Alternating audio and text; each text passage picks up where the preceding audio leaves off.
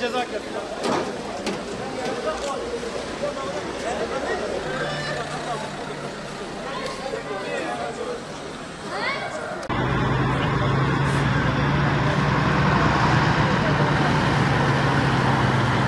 Nasıl giriyor mu?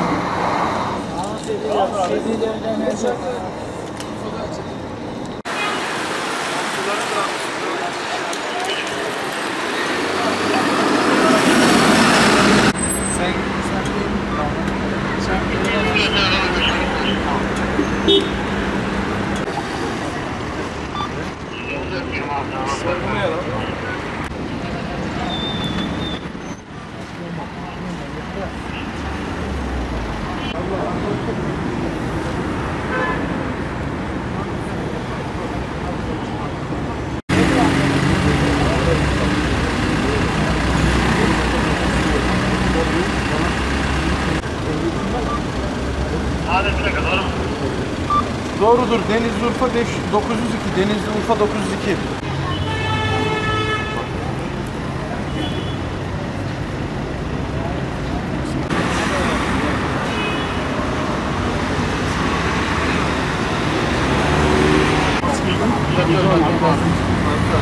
Ama gidecek ceza. Sigorta yaptırmadığı için.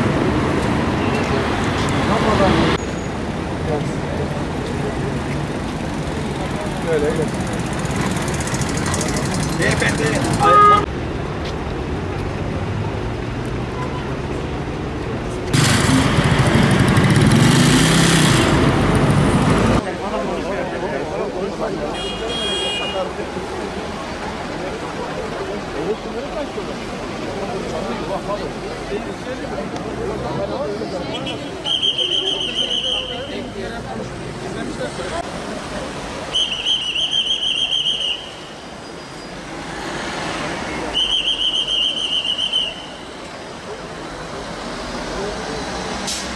Türkiye'de uygulanan trafik cezaları ve kurallara emniyet kemeri takmayanlar, araçta sigara içen, park yasağı ihlali, kırmızı ışıkta geçen sürücüler, yayalara yol vermeyen sürücüye, ehliyetsiz araç kullanma cezası, kış lastiği gibi sayamadığımız birden fazla daha çok cezalar vardır. Uygulanan cezaların hukuki altyapısı yeterli değildir. Zamanında kesilmeyen cezalar daha sonra geldiğinde hem mağduriyet meydana gelmektedir, hem de cihaz haline geldiğinde sürücü kendini ona göre ayarlar. Belki biraz daha caydırıcı olur.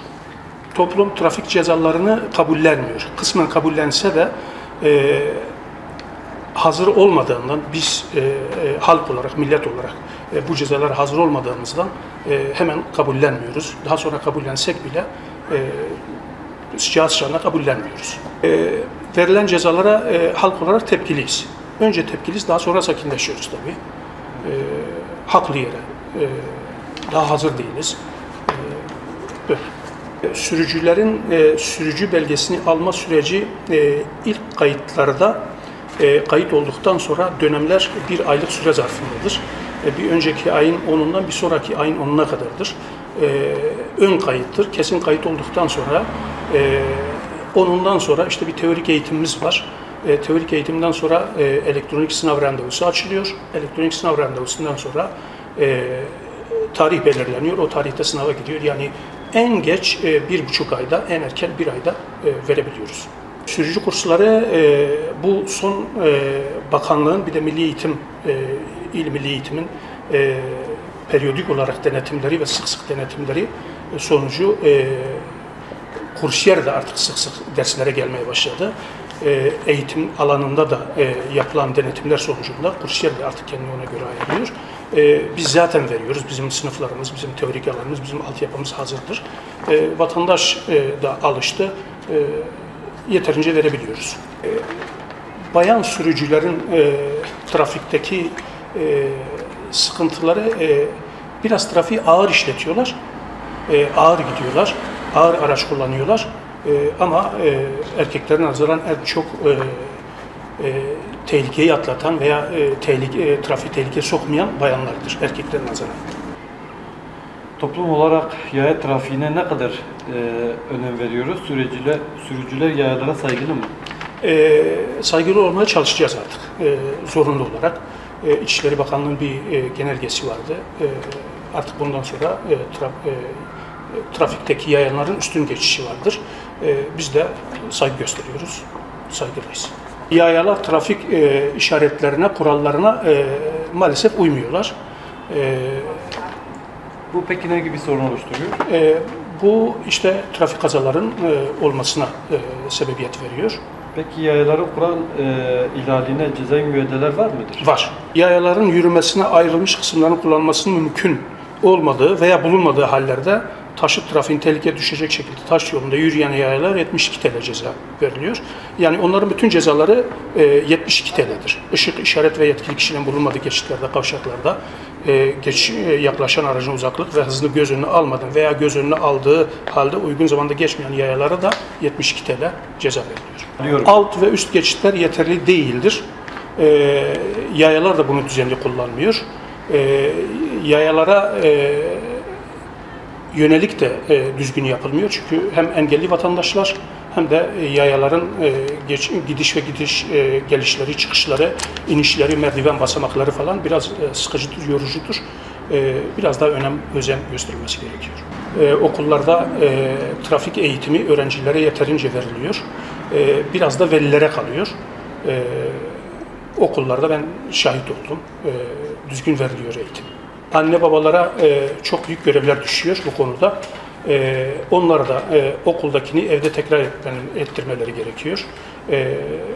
Hafta sonları işte çocuklarını geziye ve bir yere götürdüklerinde eğer trafik kullanacaklarsa işte o okuldaki uygulamayı yeniden hem çocuklara uygulatmaları gerekiyor hem de kendileri dikkat etmeleri gerekiyor. Evet, hepimizin bildiği gibi Batman yani nüfus sayısına göre Türkiye'deki araç sayısı olarak en yoğun araç sayısı Batman'dadır. Bu geçmişten bugüne kadar da özellikle Batman şehir içi ulaşımında son dönemler için istisna olmak kaydıyla geçmişte imar yapısı olarak düzenlenmediğinden dolayı trafik akışı zaten sağlanamamaktadır. Yani mutlaka Batman'da yani Diyarbakır Caddesi olarak tabir ettiğimiz caddenin en azından iki ve üç tane bu cadde gibi bir caddenin yani boğaz açılması lazım ama insanların ulaşabilmesi için. Ayrıca park için yani bugün park sorunu artık Batman'da başlı başına bir sorun olmuştur. Yeni belediyelerinde yani sunacağız kendi projelerimizi, kendi sunumlarımızı yapacağız. İnanıyoruz ki bu park sorunu için yani Türkiye'de olduğu gibi başta da ifade ettiğim gibi Batman'daki yani araç sayısı yoğunluğundan dolayı ve Batman'da yani gerçekten de çok büyük bir park sorunu vardır. Şu anda bile yani Batman yani bir park sorunuyla değil ki ana harterlerde, sokaklarda bile yani artık büyük bir park sorunu vardır. Yani bu yerel yönetim buna mutlak bir surette bir çözüm bulması için, çözüm üretmesi için, bir gayret içinde olması için bizim üstümüze de ne düşüyorsa biz de yapmaya çalışacağız yani. Şu ana kadar yani birbirine canlı şahit olduğumuz herhangi bir şey görmedik yani. Tabii bu belediye yerel yönetimde yeni bir seçim olduğu için daha da bu konuda yani belediye başkanıyla birebir bu konular üzerinde diyaloglarımız daha olmamıştır. Yani bu olmayacaktır anlamında değildir. Mutlaka kendimize göre projelerimizi belediyeye sunacağız.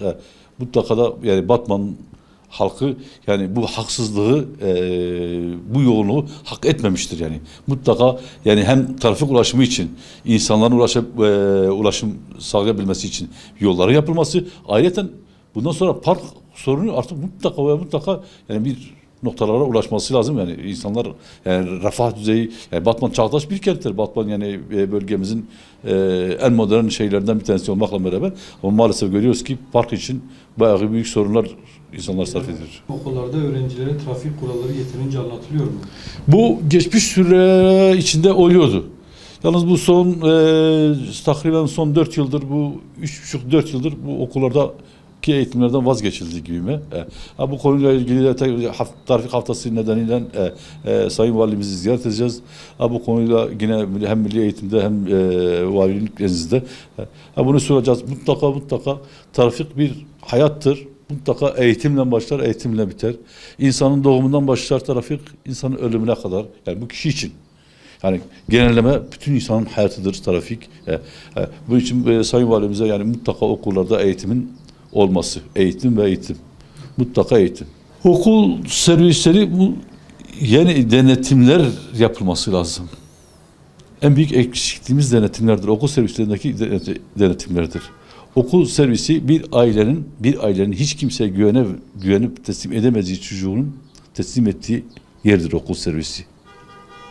Bunun için okul servisi de o cana can katmak için gayret ve çaba içinde olması lazım. Yani böyle bu şekilde tabiri caizse süratli kurallara uyum sağlamamaksızın okul servislerinde gerçekten bizi üzüyor.